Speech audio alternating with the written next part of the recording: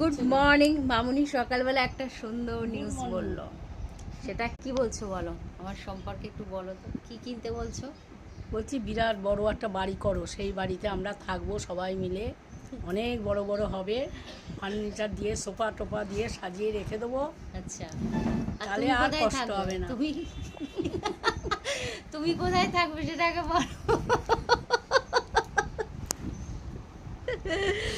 যাই হোক, মামুনি বলছে বিশাল বড় বাড়ি কিনতে, দেখা যাক মামুনির আশা যেন পূরণ হয়। সেটা মামুনি আশাটা পূরণ হবে তো?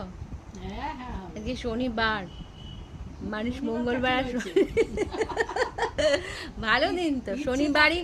শনিবারই তো মানে ইচ্ছেগুলোকে প্রকাশ করতে হয়, তাই না? ঠিক চেষ্টা করলে হবে।